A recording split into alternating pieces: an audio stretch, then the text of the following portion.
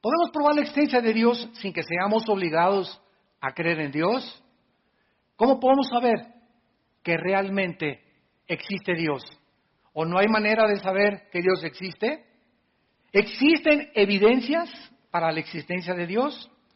Millones de personas actualmente viven completamente ajenas a la realidad de la existencia de Dios. O tal vez piensan que se fue Dios de vacaciones, o que solamente somos iguales a los animales y que existimos sin ningún propósito ni sentido para vivir. Este concepto popular puede proveerle a millones de seres humanos pues cierta libertad y autonomía, pero jamás les podrá librar de la vaciedad y de la falta de propósito para sus vidas. Continuamente estoy leyendo acerca de billonarios, deportistas, famosos, artistas de cine, políticos, que continuamente vemos que tienen casas de 50, 75 millones de dólares. Una serie de vehículos, ¿verdad? 10, 15 vehículos de los más exóticos que te puedas imaginar. Cuando son entrevistados estos artistas, deportistas, políticos, dueños de empresas multimillonarias, confiesan el 95% de ellos: soy una persona enteramente vacía, rodeada de cantidad de cosas y de cantidad de gente, pero en mi corazón y en mi vida soy la persona más sola del mundo. Una de ellas es un mexicano muy conocido y tal vez reconocido como el más grande millonario de México, que continuamente expresan su soledad y la vaciedad de sus vidas. Millones de personas también actualmente tienen medios para vivir, pero sin embargo no tienen significado para vivir. En Eclesiastés capítulo 6, versículo 1 y 2, el rey Salomón comenzó a examinar la vida sin Dios, porque él apostató, el rey Salomón apostató. Y cuando el rey Salomón apostató y probó esa vida sin Dios, dijo: voy a probar mi vida ahora con placeres, a disfrutar a las mujeres que tengo, tal vez drogas también experimentó con drogas, voy a hacer esto, voy a hacer aquello. Y cuando Salomón quiso salirse del control de Dios y experimentó todo lo que aparentemente el mundo le sigue ofreciendo a todos los seres humanos, Salomón concluyó y dijo en Eclesiastés 2 del 1 al 2, le dije a mi vida: voy a probar esto, voy a probar aquello, pero a la risa le digo: enloqueces, y al placer, ¿de qué sirve esto? Tenemos ejemplos como el de Salomón, ¿verdad? Cantidad, como repito, actualmente en políticos, deportistas, artistas, que llegan a la misma conclusión. Actualmente tenemos también contactos aquí en México, ¿verdad?, con muchos artistas que se están convirtiendo, vedettes que se están convirtiendo, como ustedes no se imaginan. Tenemos una cantante muy famosa en México, ¿verdad?, que ya levantó una iglesia, gracias a Dios, y a su iglesia asisten cantidad de artistas y cantantes famosos, y todos llegan así. Vengo, ¿verdad?, del mundo artístico, de todo el mundo me alaba mi cuerpo precioso, vedettes con unos cuerpos increíbles, parecen Barbies, y divorciadas 2, 3 veces, operadas 50 o 100 veces, o no sé cuántas veces, levanta la mano y se les levanta la patita también cuando se mueven muchas veces, ¿verdad? Y esto lo comprobaron en el último Miss Universo. En el último Miss Universo que hubo, el 80% de las muchachas en Miss Universo, el último que hubo, menores de 23, 24, estaban todas, el 85%, tenían más de 4, 5, 6 cirugías en su cuerpo. Que más pompis, que más pantorrillas, que más esto, que más busto, etcétera, etcétera. O sea, llegan esas mujeres que no han desarrollado sus músculos, ni sus tejidos, ni sus tendones. Y como dice el más grande de los cirujanos plásticos que vive en Miami, Florida, si una mujer se opera antes de los 40 años, arruina para siempre su cuerpo, porque los tejidos no han sido completamente afirmados. Entonces se les comienza a los 30 años a deformar, o se les hace la boca así, o se les cierran los ojos, o se les jala más, y ya no son ellas. Entonces, ¿cómo es posible, verdad, que antes de esa edad ya quieran ellas meterse cuchillo pero todo ¿por qué? Por la competencia que existe. Es que es bella, quiero ser más bella que ella. Y desgraciadamente, si tú te metes a una telenovela, escogen a las mujeres más bonitas y a los hombres más guapos. Y creemos que así somos todos, y no es cierto. La mayoría tenemos cara de armadillo. Entonces, Dios, y creemos y les tenemos envidia, ¿no? Y sabes que esos galanes que tuvieron esas muchachas, tú no sabes lo que se conoce como la maldición de la belleza. El precio que se paga por ser tan bello, tan guapo, tan bonita. ¿Por qué? Porque llega el momento en que esas muchachas no se conforman con uno y viene el otro millonario y le ofrece otro y se van con el otro y con el otro. Llegan a los 30, 35 años de edad, ya le entregaron su cuerpo a más de 20 hombres. Comprobaron con todos y ninguno les pudo satisfacer porque se creen tan bonitas que necesitan lo mejor y pueden andar de uno y en otro y en otro. La maldición de la belleza.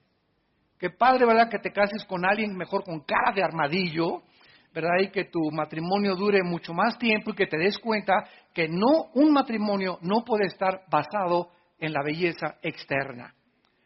A la luz de nuestra crisis social, en el Salmo 49, el rey David escribió estas palabras,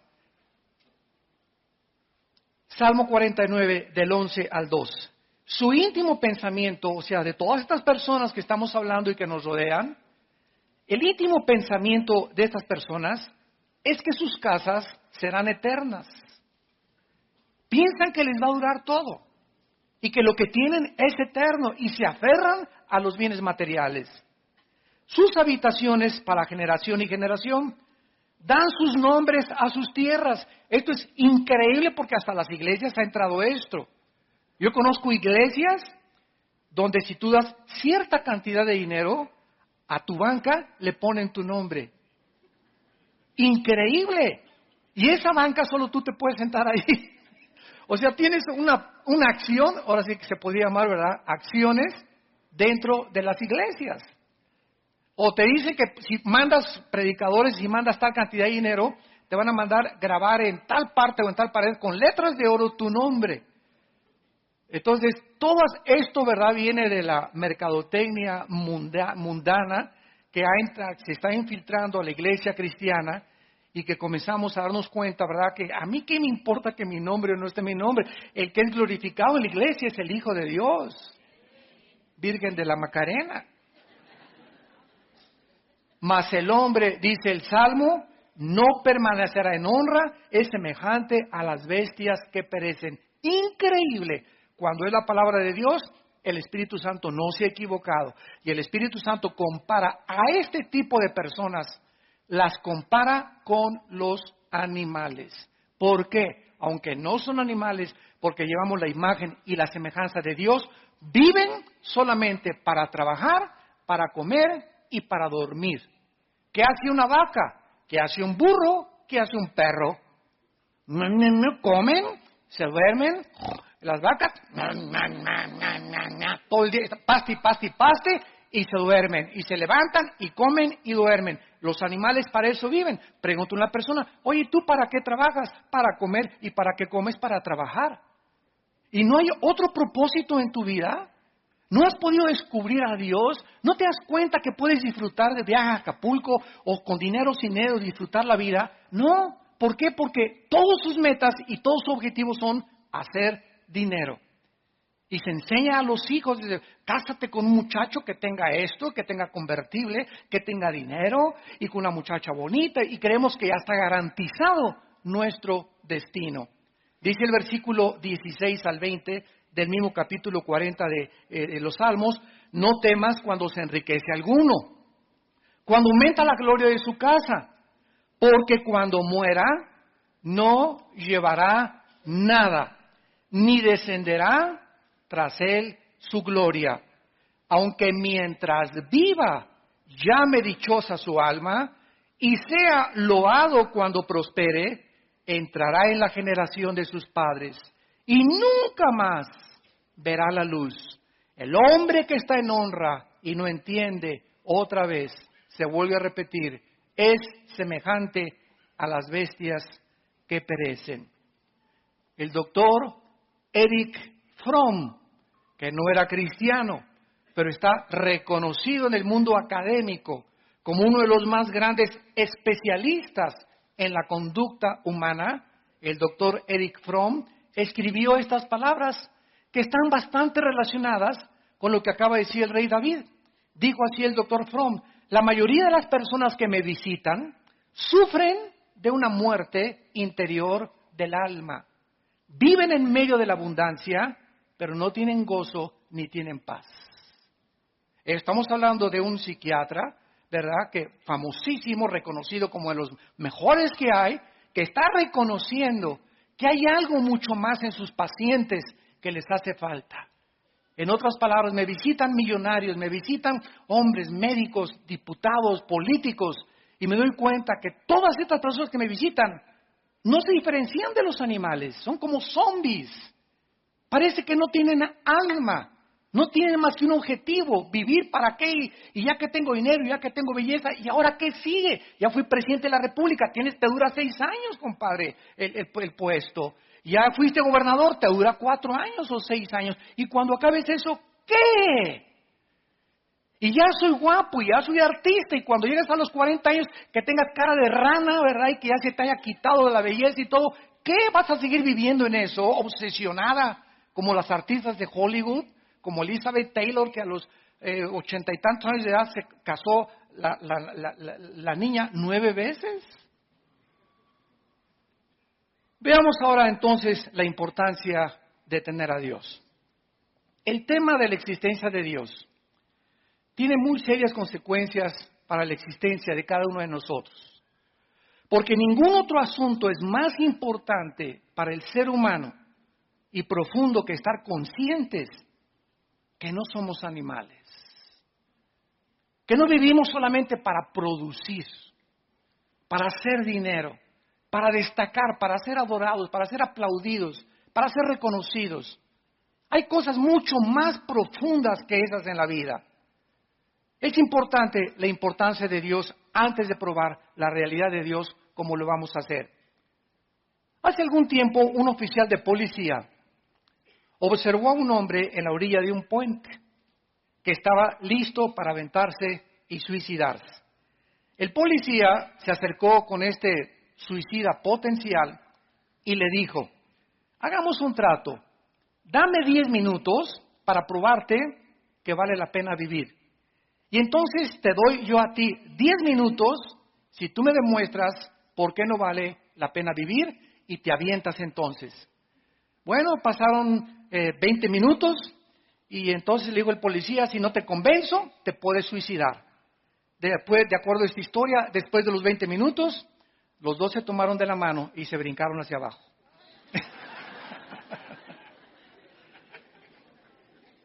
Esta historia nos hace preguntarnos: ¿vale la pena vivir? ¿Cuál es la base lógica? ¿Cuál es la razón de nuestra existencia? ¿Para qué vivimos? ¿Cuál es la base de nuestros valores morales? ¿Cuál es la base de todas las cosas morales y racionales? ¿Cuál es la base de nuestra dignidad y de nuestra personalidad?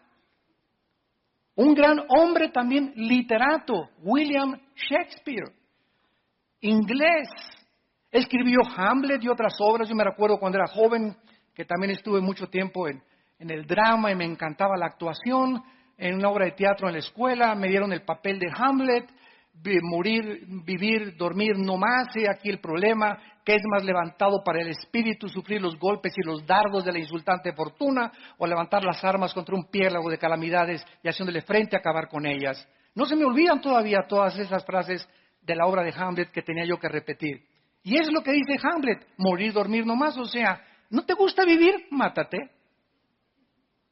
Así dijo Hamlet: es morir o dormir. ¿Estás vivo? Sí. ¿Sabes una cosa? Forja tu carácter, porque si estás vivo, vas a sufrir. El mundo es para aquellos que arrebatan el reino de Dios. Y si comienzas: y me traicionó, y me puso los cuernos, y me divorcié, y ya nadie me quiere, a la víctima, y me pasó esto porque hizo estas cosas, y como cuando comenzamos a hundirnos en una autolástima, y en victimizarnos y creer que mi mamá y no me comprende y mi novio y mi novia, y cuando no somos lo suficientemente maduros para saber que en este mundo en el que vivimos es un valle de sombras, de valles y de muerte, de tragedias, de violencias naturales, de problemas morales. Todos vamos a ser traicionados alguna vez, todos vamos a ser perseguidos, todos vamos a ser odiados, todos vamos a recibir calumnias, todos estamos en un mundo de pecado controlado por Satanás. Ahora, para enfrentar este mundo tan cruel en el que vivimos, se necesita que fortalezcamos interiormente nuestra vida interior. Y esta es la razón por la cual cuando cayó la bolsa de valores hace algunos años en Nueva York, el 60% de los billonarios se suicidaron. ¿Por qué? Porque al enfrentar el mundo y al enfrentar la bancarrota y la pérdida y el divorcio, se matan o matan a los demás. O me engañaste, te mato a ti y a mis hijos. ¿Por qué? Porque eres para mí nada más. Y no creemos, ¿verdad?, que si te ponen los cuernos tiene una mejor mujer para ti Dios. ¿Para qué la matas? Déjala que siga viviendo, que se vaya con el gavilán pollero o con el que se fue. Pero se necesita, ¿qué cosa? Carácter para poder enfrentar la vida. ¿Y saben algo? Que cuando venimos a Cristo, esto es lo que el Espíritu Santo está tratando de formar en todos los soldados que pertenecemos al ejército de Cristo. Carácter. Nos está Dios blindando para aguantar misiles Tomahawk. Ya no balitas 22 ni 25. Los misiles que nos avienta el maligno y los problemas que enfrentamos en el matrimonio y en los divorcios y en la persecución y en el gobierno y en las malas entendidos, etcétera, etcétera, tenemos que seguir de pie y acabar con gozo, no amargados. Porque el que se amarga en esta vida no entra a la tierra de Canaán. Escúchame muy bien, el veneno más grande que te impedirá acercarte a Dios y recibir su gracia es la amargura. Amárgate contra alguien o contra algo y es el veneno más grande que tu alma pueda tener. Entonces, si no hay Dios, ¿verdad? Somos como animales y es como si estuviéramos en una librería mirando los libros, pero sin tener la capacidad de leerlos. En otras palabras, vivir sin entender por qué vivimos. Como animales en una librería, viendo miles de libros y sin poder entender ningún libro. Vivir en la vida sin entender por qué estamos aquí. ¿Por qué existe el sol, el diseño maravilloso, la belleza? ¿Por qué existe el sufrimiento? ¿Por qué Dios permitió la maldad? Todo tiene respuestas en la Biblia. Y necesitamos esas respuestas para poder seguir viviendo y seguir ayudando a millones de personas como tú y como yo, antes de Cristo, que necesitan el mensaje de la gracia de Dios.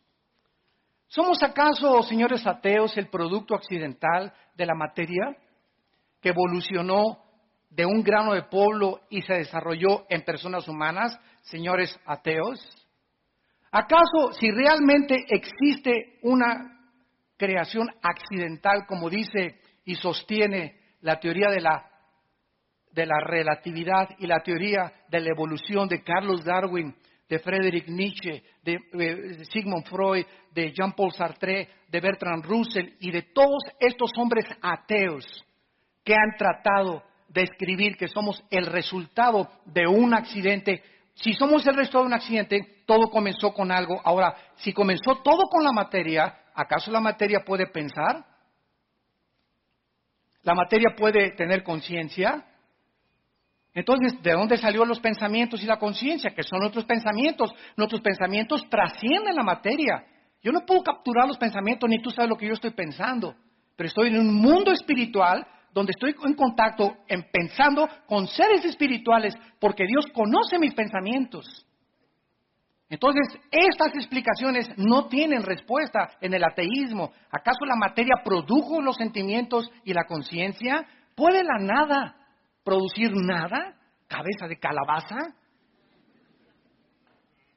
La ausencia de Dios en la realidad, ¿verdad?, Jamás se puede explicar por qué la búsqueda de la verdad, del bienestar social, de la justicia, del vacío tan grande que existe en el alma humana. En Eclesiastés 6, del 1 al 2, el mismo Salomón volvió a decir, he visto que a muchas personas Dios les da dinero, les da fama, les da belleza, y tú envidias a la que está bonita, el que está guapo, al que tiene mejor carro, y Dios a muchas personas les ha dado muchas cosas, y tú te preguntas, como dice el Salmo 73, David, Dios mío, cuando vi la prosperidad de los impíos, casi resbalan mis pasos, dijo David. O sea, nos da envidia porque es algo natural. Oye, yo aquí estoy como cristiano, no me emborracho, no tomo, y mi compadre llega y viva la vida y viva el América. Y hasta atrás llega mi compadre y se levanta como si nada. Pero ¿sabes una cosa? Tu compadre es igualito a un animal y al perro orfido que tienes ahí en tu casa. Y tú tal vez no tienes lo que tiene tu compadre, pero ¿sabes una cosa? Tienes conciencia de Dios y espérate, porque es importante la paciencia. Espérate, porque el que ríe al último, ríe mejor. Vas a ver en 3 o 4 años a tu compadre, si sigue igual. Y te vas a ver tú en 2 o 3 años, si tú sigues a Dios y creyendo las promesas de Dios, ¿a dónde te va a poner Dios? Arriba de tu compadre. La historia del hombre que se fue de pesca es una realidad también como una historia. Nos va a ilustrar esta verdad. Estaba un hombre pescando y cada vez que pescaba un pez grande, lo agarraba y lo devolvía al lago. Y cuando pescaba un pez chiquito, se lo guardaba en la canasta. Y así estaba, sacaba los grandes y los devolvía al lago, sacaba los chiquitos y los guardaba en su canasta. Un hombre que lo estaba observando de lejos le preguntó, viendo que era algo tonto e irracional, oye, ¿por qué haces eso? ¿Por qué a los peces grandes los devuelves y te quedas con los chiquitos? Y el pescador le contestó y le dijo, es que en mi casa tengo un sartén de este tamaño y nada más caben los chiquitos. Y de la misma manera, ¿verdad? Existen millones de personas que no aceptan la existencia de Dios por el tamaño de sartén que tienen en su mente. ¿Cómo los pensamientos de Dios son tan grandes, más altos que los nuestros y sus caminos más grandes que los nuestros? No aceptan la realidad de que puede haber algo superior a la mente y al sartén que tienen de mente y de cabeza en su casa. No aceptan esta realidad. La idea de Dios no les cabe en sus pensamientos. La verdad es que hay realidades, señores ateos, mucho más grandes de la mente finita que tenemos, y al rechazarlas nos parecemos a ese tonto y necio pescador. Lo rechazo porque no cabe Dios en mis pensamientos. En la primera carta a los Corintios, el apóstol Pablo, capítulo 2, nos dice estas palabras hace 2000 años. 1 Corintios 2, versículo 11. Porque ¿quién de los hombres sabe las cosas del hombre, sino el espíritu del hombre que está en él? Así tampoco nadie conoció las cosas de Dios, sino ¿quién? Sócrates, Platón, Darwin, Nietzsche, Hitler. La Biblia dice que nadie conoce la mente de Dios. Y el único que conoce la mente de Dios, el único que conoce la mente del gran maestro de maestros, creador y diseñador de los cielos y de la tierra, es el Espíritu Santo. Bueno, si solamente hay alguien que conoce la mente de Dios, que es el Espíritu Santo, te necesito, ven a mi vida, porque si no tengo al Espíritu Santo, ¿qué cosa? Nadie puede conocer a Dios. Y esta es la promesa que Dios nos hace. Recibirán el Espíritu Santo cuando reciban a Jesucristo como Señor y Salvador. Y cuando un cristiano reconoce sus pecados y reconoce a Jesucristo como su Salvador, recibimos al Espíritu Santo. Y es el Espíritu Santo, no mi racionalidad ni mi capacidad. Yo puedo tener doctorado en ciencias políticas y ser filósofo, y como William Shakespeare, un gran literato, y un gran político, y un gran físico matemático, etcétera, etcétera. Sin embargo, mis capacidades mentales e intelectuales son pequeñas. Es como un cerebro de un caracol comparado con el cerebro humano. Es incapaz e imposible que el ser humano, por sus facultades naturales, entienda a Dios. Es Dios el que tiene que entrar a nuestras vidas para que nosotros comencemos a entenderlo. ¿Y cuál es el libro que el Espíritu Santo usa para poder comenzar a guiarnos a conocer a Dios? La Biblia. No hay otro.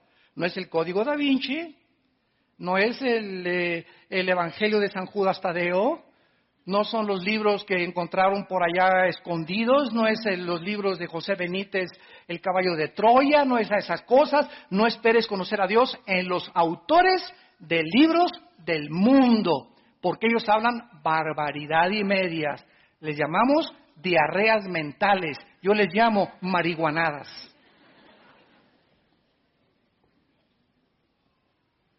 Profesando ser sabios, se creen necios.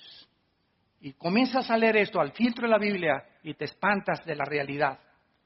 Dice el mismo capítulo de 1 Corintios 2 que solo el Espíritu Santo conoce las cosas de Dios. Entonces dice el versículo 12, y nosotros hemos recibido al Espíritu del mundo, no lo hemos recibido, sino el Espíritu de Dios, para que sepamos lo que Dios nos ha concedido. En otras palabras, aquí todos ustedes que nos ven y que nos oyen a través de la televisión y del radio y del internet, etcétera, etcétera, todos los que están atentos a esta conferencia están conscientes de una realidad. Solamente en tu vida hay una o dos partes del Espíritu. O tienes el Espíritu del mundo, por eso actúas como el mundo, por eso le crees a los autores del mundo, por eso sigues las cosas del mundo, o tienes al Espíritu de Dios. Y si tienes al Espíritu de Dios, tu vida se encuentra en una transformación. Y cada vez estás comprendiendo más a Dios y entendiendo más sus pensamientos, cada vez hay más amor en ti, cada vez hay más paz, cada vez hay más gozo, cada vez comienzas a producir como un árbol fruto, porque el Espíritu de Dios radica, mora dentro de ti. Y dice el versículo 13, lo cual hablamos no con palabras enseñadas por sabiduría humana. Cuando alguien llega y me dice, hermano Alducin, usted es un hombre sabio, ¿verdad? Y cualquiera puede decir, pues que no te habías dado cuenta desde antes. Pero cuando ya tenemos al Espíritu de Dios y crecemos conociendo a Dios, cada vez somos más chiquitos. ¿Saben qué? Porque mientras más cerca caminamos de Dios, más conscientes estamos de nuestras incapacidades. Mientras más cerca camino de Dios, más consciente estoy de mis pecados, de mis maldades. Mientras más camino cerca de Dios, más consciente estoy que no puedo hacer nada sin Él. La insuficiencia y la incapacidad del ser humano para no alcanzar nada en la vida sin Dios. Y esto es la conciencia que un cristiano tiene que desarrollar, la humildad y la mansedumbre. Si tienes sabiduría, no es mi sabiduría, es la sabiduría de la Biblia. Si eres elocuente, no es mi elocuencia, es la capacidad y el privilegio que el Espíritu Santo nos toma como instrumentos para ser simplemente instrumentos, guantes. Somos un guante donde Dios entra y solamente nos está usando. Somos como el burro que llevó a Cristo a Jerusalén. Imagínense ustedes, ¿verdad? Cuánta gente va ahí alabando y no nos damos cuenta, ¿verdad? Que no somos más que los burritos que llevamos a Jesucristo. Cuando le hicimos el aplauso, gracias, ¿verdad? Gracias, amado Paul. Yo sabía que lo merecía. Cállate, no eres más que el burro de Jesús. Muy bien, veamos ahora a continuación la evidencia cosmológica. La palabra cosmos es cosmos del universo, logos, conocimiento. Uno de los más fuertes argumentos para probar la existencia de Dios es esta, la evidencia cósmica. La existencia, vamos a seguir una línea lógica y elemental de razonamiento. Vivimos en un universo perfectamente bien afinado. El universo en el cual nos encontramos es como una computadora perfectamente bien afinada y diseñada, caminando 1000 veces mejor que la maquinaria de un reloj. Yo agarro el reloj y lo desarmo y tiene cosas, pero que se necesitan lentes especiales y tornillos especiales para ver que mi secundero esté caminando continuamente y me dé la hora exacta durante 10, 20, 30 años que tenga mi reloj. El universo es como un reloj, como una maquinaria superior perfectamente bien afinada, diseñada, calculada, escúchenme, matemáticamente y ordenada por algo que está detrás. Porque si yo veo una pintura, hay un pintor. Si veo un edificio precioso, hay un arquitecto. Si veo un reloj, hay un relojero. Si veo un libro, hay un autor detrás del libro. Todas las cosas tienen una causa de ser. Y si vemos un universo diseñado, calculado, afinado matemáticamente, con un diseño precioso donde todo funciona, cualquier cosa que se saliera del funcionamiento, el universo explotaría, yo llego a una conclusión: los cielos cuentan la gloria de Dios y el firmamento, la obra de sus manos. Oh Dios, tú tienes que existir, tú tienes que estar detrás de todo esto. Esto no pudo haber surgido de la nada ni accidentalmente. La vida no es un accidente tampoco, hay una razón por la cual existimos. Como dice el Salmo 19, ¿verdad? La gloria de los cielos cuenta la gloria de Dios. No se necesita, dice Romanos 1, porque lo que de Dios se conoce les es manifiesto, porque Dios se los manifestó. Y está hablando de los paganos que no tienen la Biblia, porque las cosas invisibles de Él, su eterno poder y deidad, se hacen claramente, lo que es invisible se hace visible a través de las cosas hechas, de manera que ni los aucas, ni los aztecas, ni los chichimecas, ni ninguna tribu, ni ningún pagano, ni budista, ni nadie tiene excusa para decir el universo se hizo solo. Por eso en la conferencia que dimos ayer, la religión del anticristo, demostramos que desde el hinduismo, que es la religión más antigua, hasta nuestros días, el hombre es incorregiblemente religioso, como dijo Sigmund Freud, el psicólogo vienés. El hombre es incorregiblemente religioso. Siempre a través de todas las civilizaciones y de los años, el ser humano ha tratado de adorar algo, sentir algo, y los que no van a las pirámides de Teotihuacán. Hazme el favor, van a las pirámides de Teotihuacán a recibir energía, por el amor de Dios.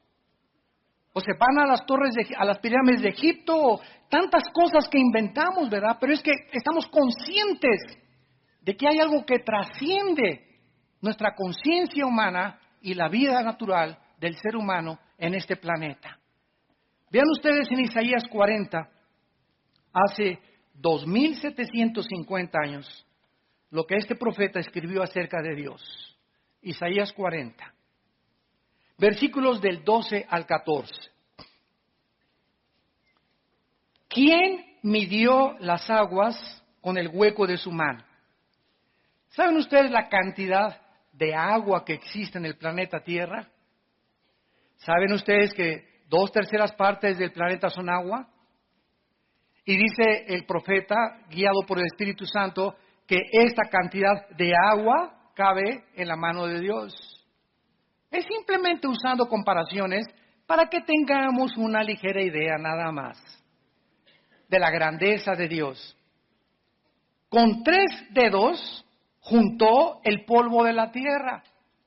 Y en una mano de Dios cabe todo el agua del planeta Tierra.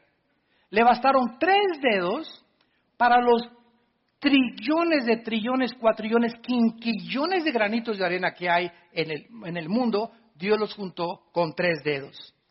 Pesó los montes con balanza y con pesas de los collados. En otras palabras, cuando Dios fundó este planeta, lo midió. La Tierra tiene que tener esta circunferencia. No hizo que aparezca una bola ahí flotando.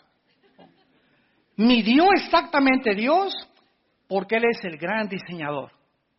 Y la Tierra tenía que tener exactamente la curvatura, la inclinación de 23 grados y medio sobre su eje exactamente.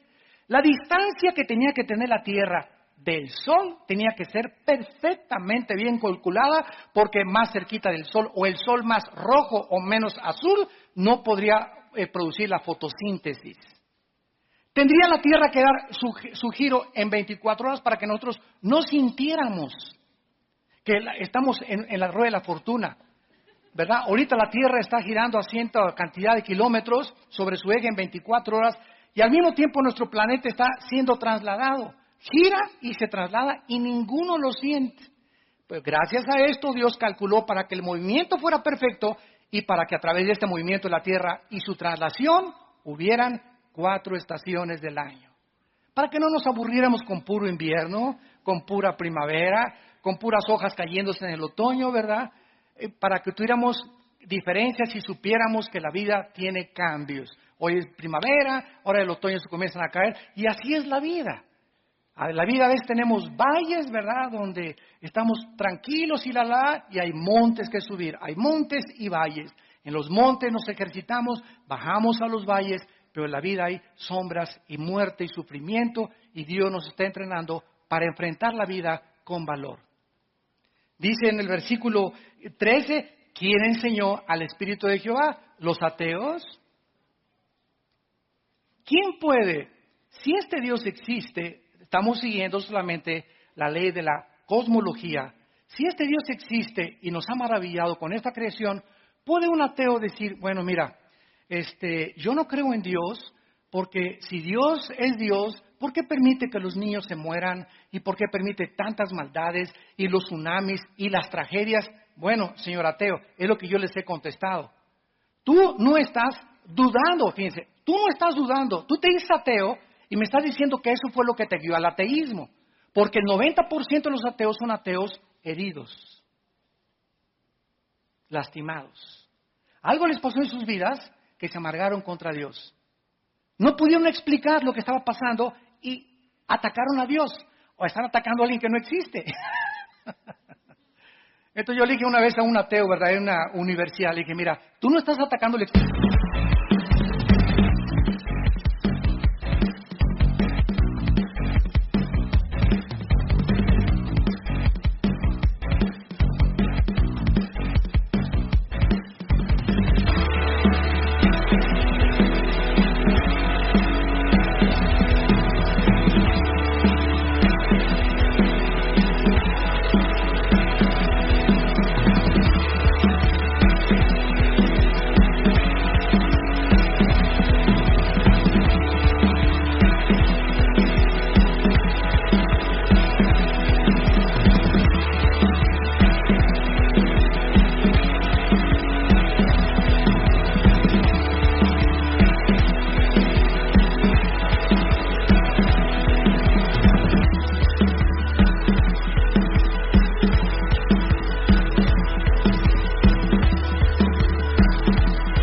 Dios, tú estás atacando el carácter de Dios. Entonces tú no puedes negar que exista Dios. Tu problema está que no entiendes lo que Dios hace. ¿Me van siguiendo? No entiendes lo que Dios hace. ¿Por qué Dios si existe? Bueno, existe, ¿no? Ahora, si tú asumes que existe, entonces deja que Dios te explique y te diga qué está haciendo. Es como el niño, ¿verdad? Que llega y le dice a su papá, papito, papito, papito, ¿por qué me dijiste pum, pum, pum, pum? No me queles. Y el papá te dice, mira, chamaco, cerebro de cuija, no te voy a explicar ahorita, o sea, no me vas a entender, pero a los 8 o 9 años de edad vas a entender que el amor tiene 2 manifestaciones. Te amo cuando te abrazo y te amo cuando te hago pum, pum, pum. Porque si hay amor sin disciplina es sentimentalismo. Y si hay puro pum, pum, pum, es dictadura. Entonces necesitan los 2 elementos para educar a un niño. Amor, pero nunca le dejes de pum, pum, pum, porque crece con un carácter en rebelión. Nacen con la necedad, dice Salomón en Proverbios, ligada en la naturaleza humana. Desde chiquitos vamos en contra de la autoridad. Y comemos y te avientan los espaguetis. Y púchila. Y no quiero. Y como trompos se comienzan a darse vueltas y cómprame esto. Y tienen un juguete y no quiero esto y quiero el del otro. Y vemos desde chiquitos que traemos la maldad ya arraigada en la naturaleza humana y se necesita la vara y el amor, mezclados con sabiduría para no excedernos en ningún extremo.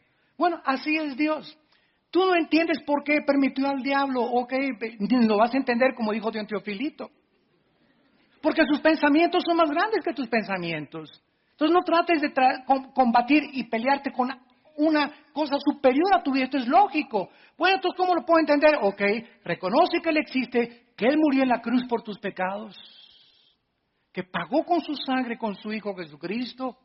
Cae de rodillas, reconoce que necesitas y que eres un pobre caracol, cuija, ¿verdad? Renacuajo de agua puerca. Y cuando reconozcas tu incapacidad y no agarres a Dios, a ver, págate para acá al cielo, siéntate aquí en los sentidos acusados. A ver, Dios, ¿por qué hiciste esto? Imagínate nada más, esa es la posición atea. ¿Por qué hiciste esto? A ver, espérame tantito. Si tú fueras Dios, ¿hubieras hecho algo mejor? Claro que sí. No hubiera permitido tanta maldad en el universo. ¿Ah, sí? Pues entonces hubiera sido un Dios que hubiera creado puros robots y zombies. Porque si no hay libertad para el mal y no hay libertad para el bien, ¿cómo podemos comparar qué es la misericordia y qué es la bondad y qué es el bien de Dios? ¿Cómo sabemos de la misericordia y el bien? Porque hay mal. Si fuera puro bien, seríamos robots sin elección ni capacidad de elegir amar a Dios libremente. Oh profundidad de los caminos y la sabiduría de Dios. Y dice el versículo 3, ¿quién le puede entonces enseñar a Dios? ¿Quién le puede aconsejar? Hazme el favor nada más. Si yo fuera Dios, haría las cosas mejor. ¿Saben cómo se llama esto? Esto se llama soberbia. Soberbia. Soberbia de escritores, de ateos, de productores de cine, de políticos. Soberbia. Nos ponemos a demandarle al Creador como lombrices. Cállese, no nos podría hacer a Dios así. Y se acabaría todo. Y no lo hace, porque Él es grande en su paciencia y en su misericordia. Dice el versículo 14, ¿y a quién le pidió consejo Dios para que lo avisen? ¿Quién le enseñó el camino del juicio? O sea, ¿quién le puede decir que lo que juzga está mal? ¿Quién le puede enseñar la ciencia a Dios o el conocimiento? ¿Quién le puede mostrar la senda de la prudencia? La palabra prudencia en hebreo es tebuná, que significa inteligencia. ¿Quién? Entonces, ¿cuál es el papel del ser humano?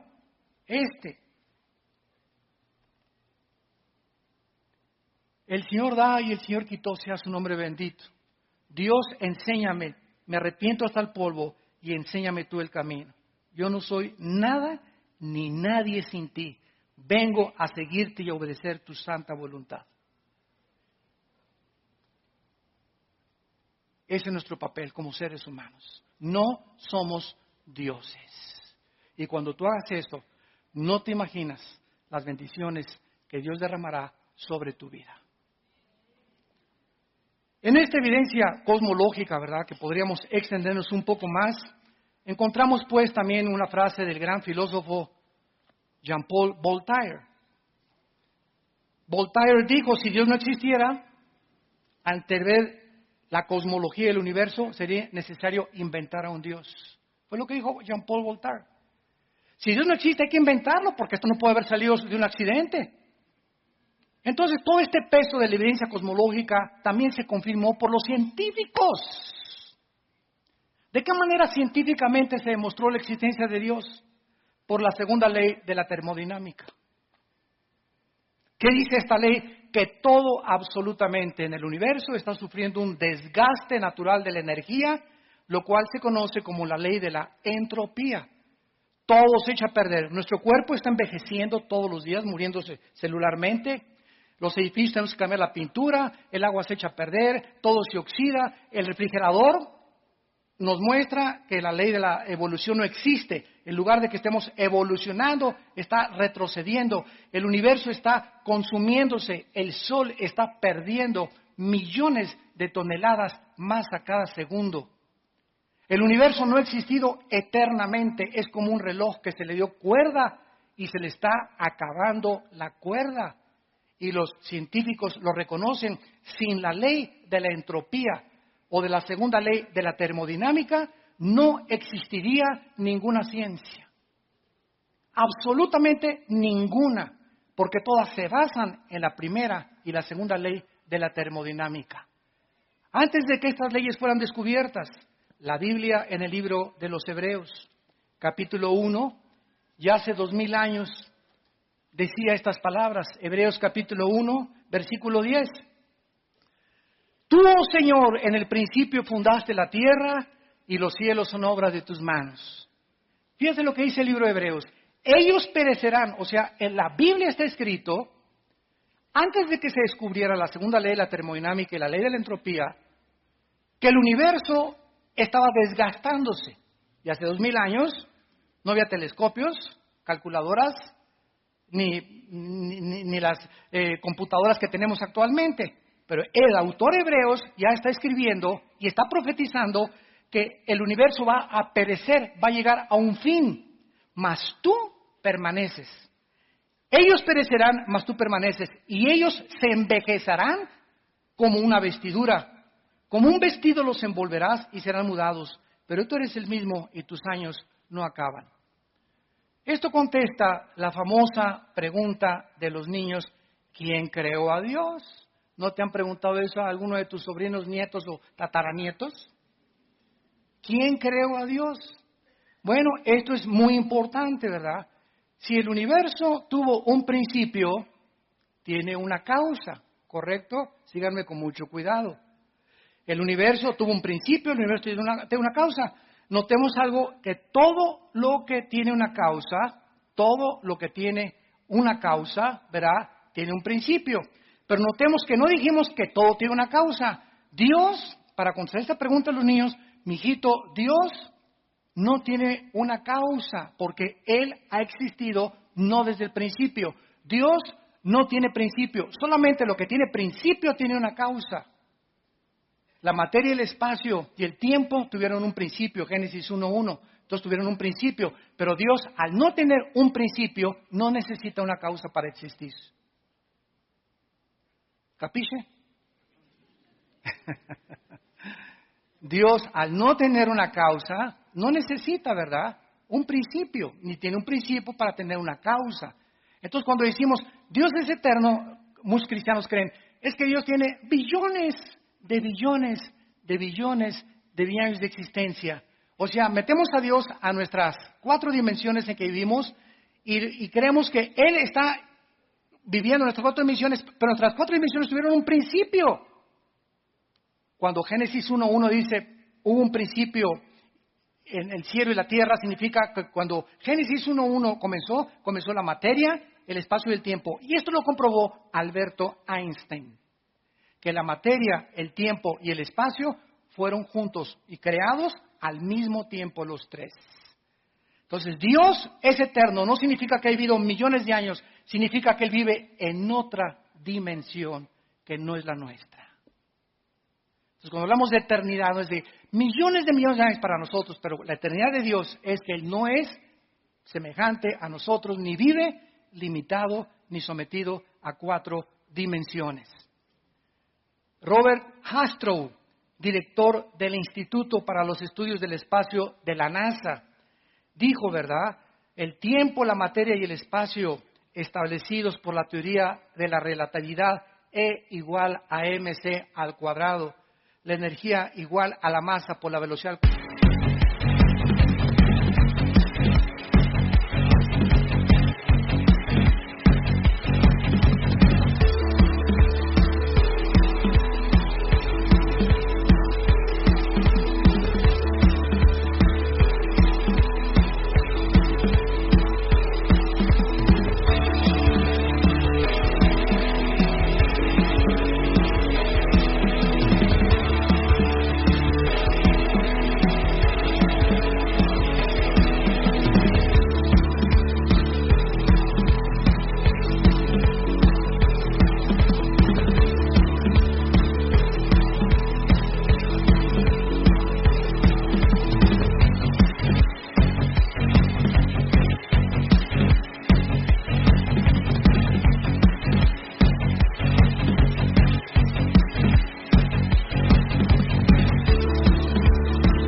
Al uso del tiempo es íntimamente ligado, y si estas cosas fueron ligadas por Dios, Dios está completamente fuera de la dimensión espacio-tiempo en el que estamos viviendo.